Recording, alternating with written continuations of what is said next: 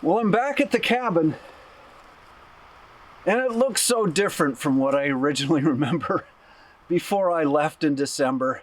Because in December there was two really bad storms.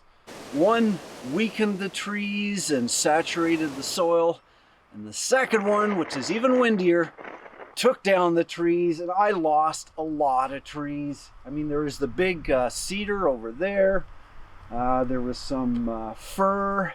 I still have two birch, that's good.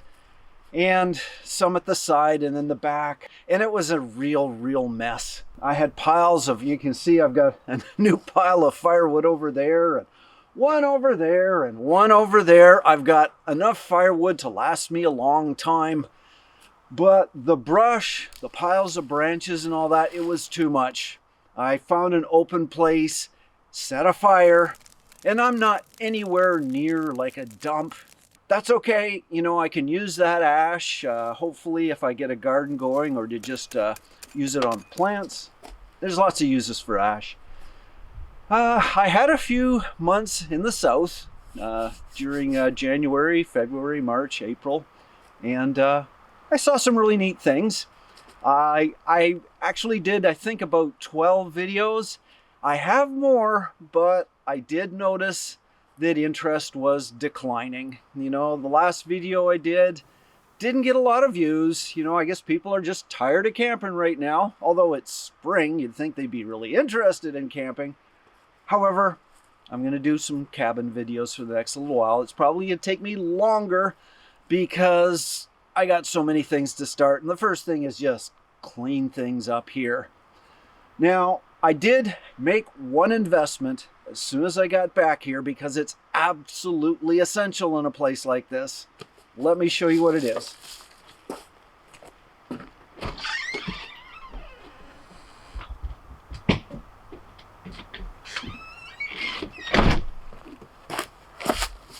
Here we go.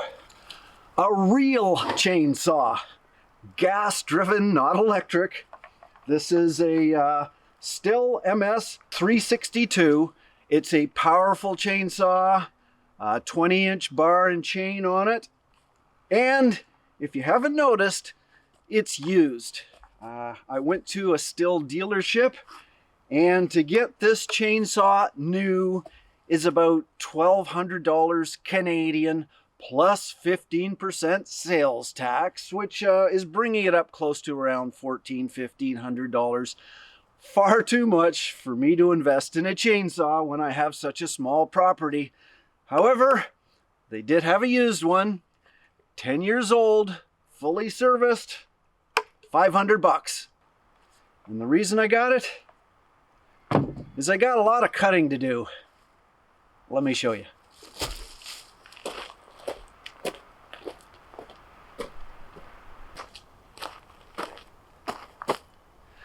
This is what remains of my once mighty cedar tree. Fell down during the storm. Now I have done some work on it. I did some work before I left. Took most of the branches off, and still a lot of firewood that I haven't piled up yet. Branches were burned. I have no idea what to do with the root. I'll figure that out when I come to it. However, I have this long, straight trunk, and I think I can salvage the wood using my chainsaw. Because it's been wet in the winter, apparently, there's not a lot of cracks in it. I think it's still good that I can slice it up. That's what I'm hoping anyway. But I have to do it quickly because once it gets a little warmer and drier, it's going to start splitting, and then I can't salvage it. Now there's another thing here I want to point out. Let me just turn the camera a little bit.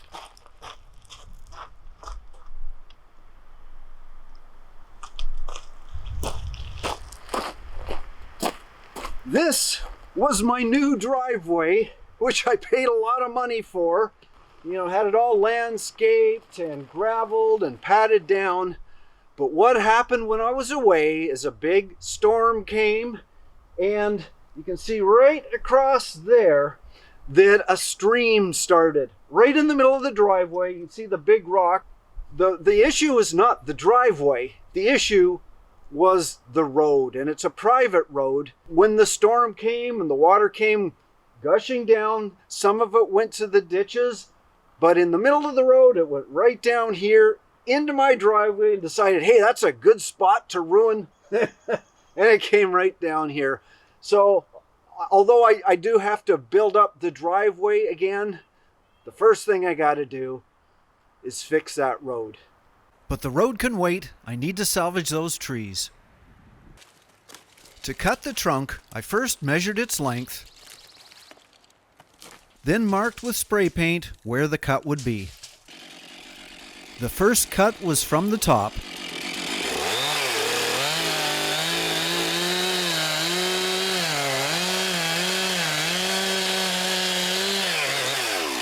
I then hammered a wedge in place, and then continued the cut from the bottom up.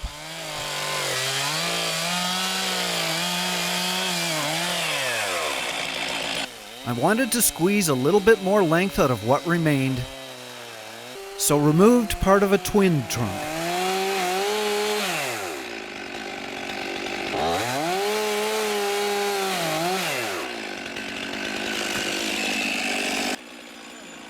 Now here's something I didn't expect.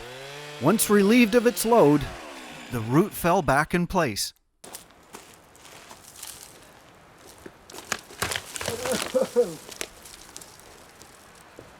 Went down a little. Lucky for me, the logs needed to be rolled downhill, not uphill.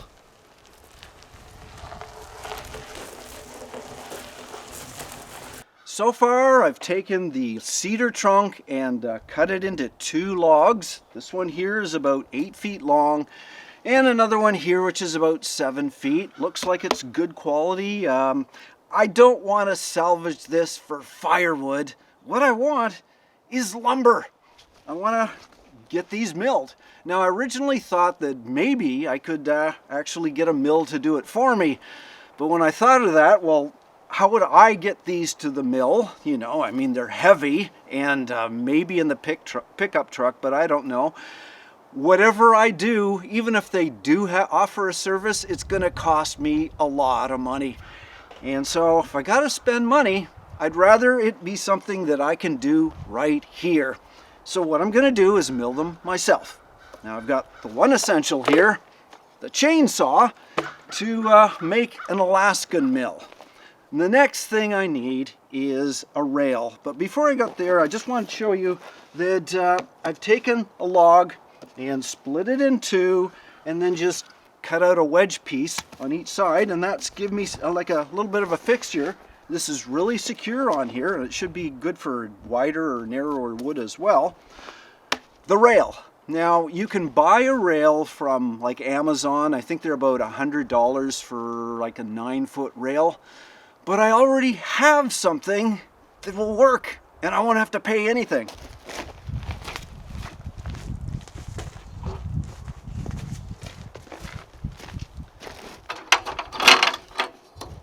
This is my extension ladder, or half of it at least, and I think this would be a perfect opportunity to use it for something else besides a ladder. I can use it as a rail for the mill. Now, in order to keep the rail secure, I need to brace it at both ends. And a cheap and easy solution I came up with is a piece of wood. This is about 1 inch thick by 2 inches wide by 16 inches, which is the width of the ladder itself. And on each end, I put some brackets. And I've got it right here. These are Hillman double wide corner braces, 2 inches. I paid, I think, around $6 or $7 for 4, 2 on each end, and I just put these on in wood screws. That goes like that, and I've already got this level. Just make sure that's centered. And I've got 2 deck screws about 2.5 inches long. So all I have to do is screw those in place. 1, 2. And that keeps it secure. Just got to do the other end.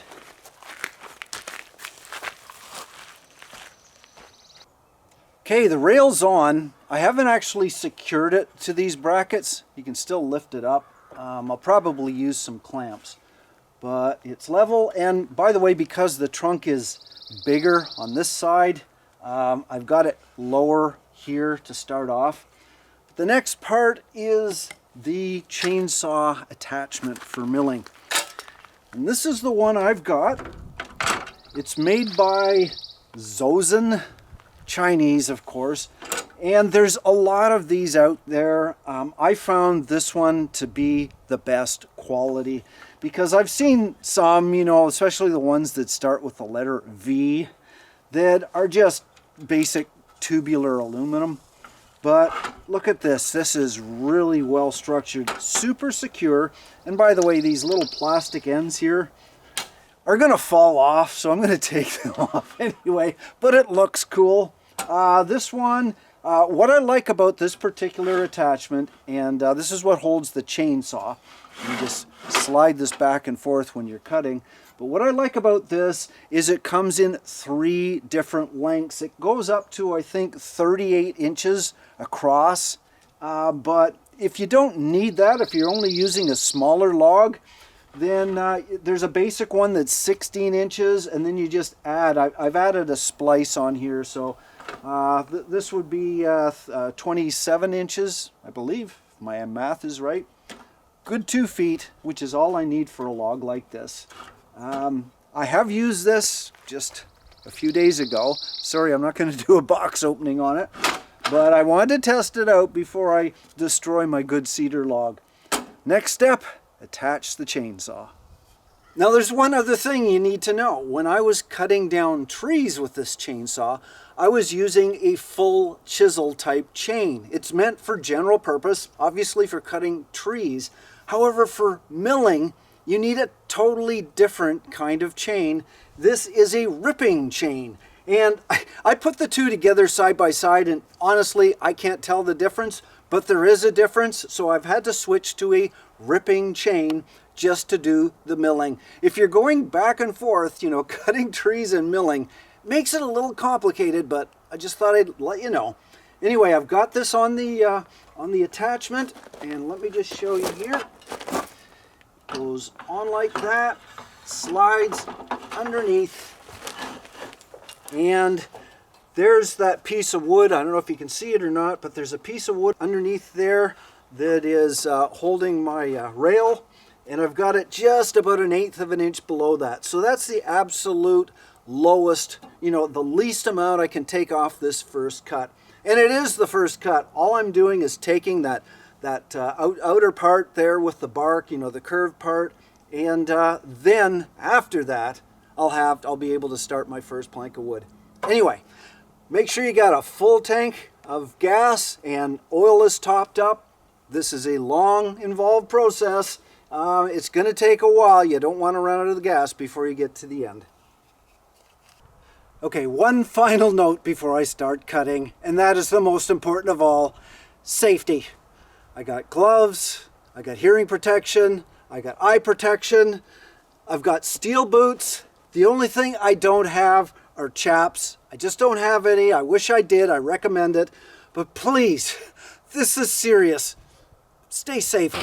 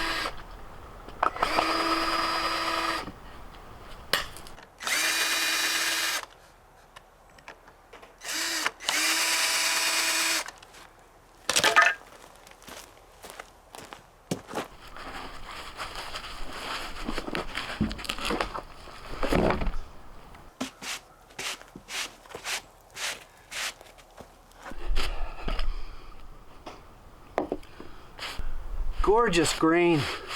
Really beautiful.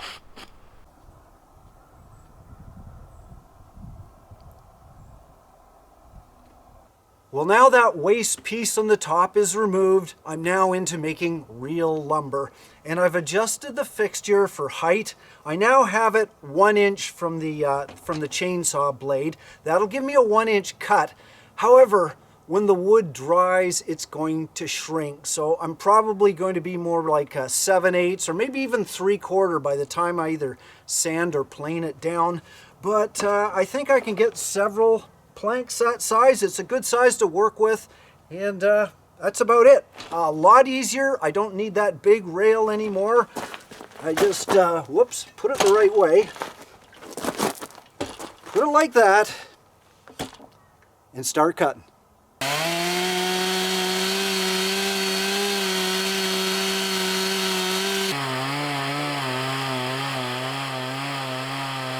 After the fixture had cleared the end, I pushed 2 wedges in the gap.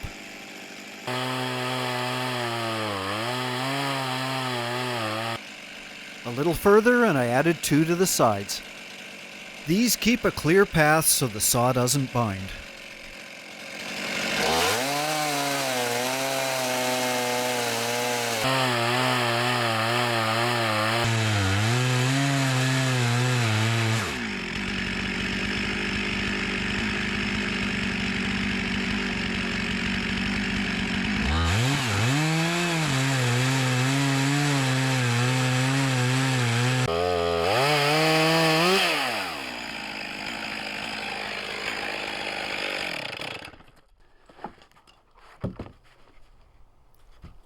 Well, my first board didn't look too shoddy at all. For the next cut, let's speed it up a bit. Kind of makes the saw sound like a theremin. You know, like in the Beach Boys. I'm picking up good vibrations.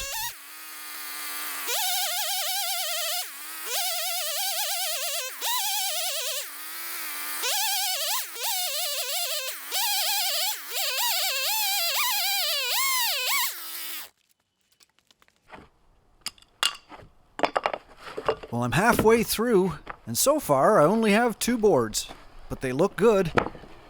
Time for a little stomping music to speed up the pace.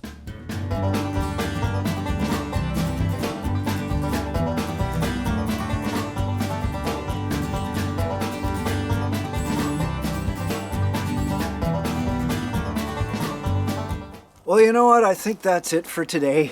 I'm pretty tired, but I got something out of it. I've got 1, 2, 3, 4, 5 boards. They're a little rough, you know. I've got to work on my technique. I've got to wear a mask. Smelling that exhaust and the sawdust is not a good thing. So yeah, I'm going to improve a little bit. And these aren't perfect. This one's a little thin. This one's okay. This one has some rot in it. And this one's got a crack. But I think I can get at least 4 good boards of out of it. Maybe like 10 inch or 8 inches wide by 8 feet long. Plane them down, beautiful grain. I'm not going to start that one off for a little bit, and I still have to put these somewhere. I'll do that in the morning. Although I've got lumber, I can't use it probably until the fall at the earliest. It's got to dry out, and it's not dry right now.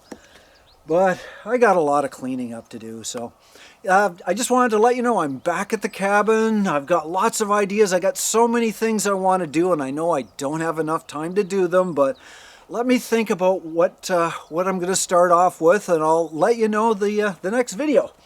And by the way, I got an awful lot of sawdust, but it smells wonderful. And I think I'll save it as a deodorizer for the compost toilet, as a weed killer, for absorbing spills, or as a fire starter. I hope you enjoyed this video. Check out my others as well.